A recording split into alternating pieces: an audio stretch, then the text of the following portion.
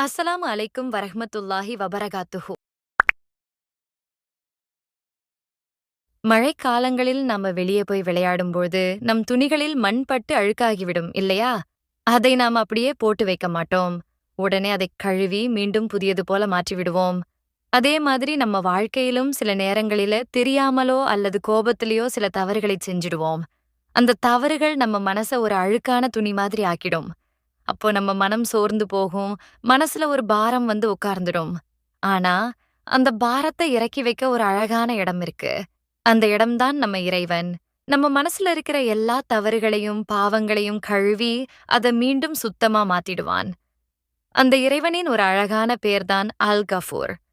அல் கஃபூர் அப்படின்னா, எல்லா பாவங்களையும் மன்னிப்பவன்னு அர்த்தம். இது வெறும் வார்த்தை இல்ல. அது ஒரு பெரிய நம்பிக்கை.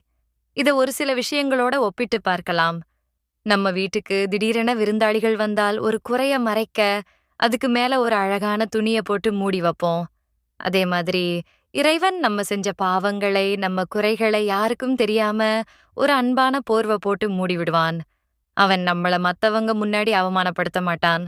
நம்மள பாதுகாத்து நமக்கு ஒரு புது வாய்ப்ப கொடுப்பான். ஒரு நதி ஓடிட்டே இருக்கும் இல்லையா? அது எப்பவும் வத்தி போகாது. அதே மாதிரிதான் இறைவனோட மன்னிப்பும். நம்ம ஒரு தடவ தப்பு செஞ்சா அத மன்னிப்பான். மறுபடியும் தப்பு செஞ்சாலும் மன்னிப்பான்.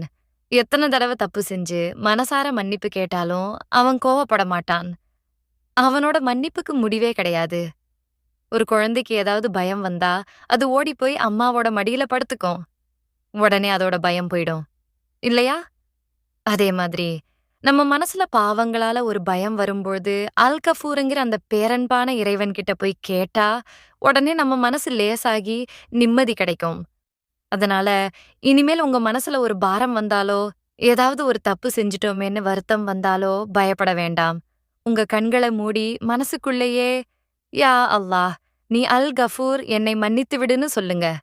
அவன் நிச்சயம் உங்கள மன்னிப்பான். உங்க மனசை புதுப்பிப்பான். இறைவனின் மன்னிப்பு ஒரு மழைத்துளி போல.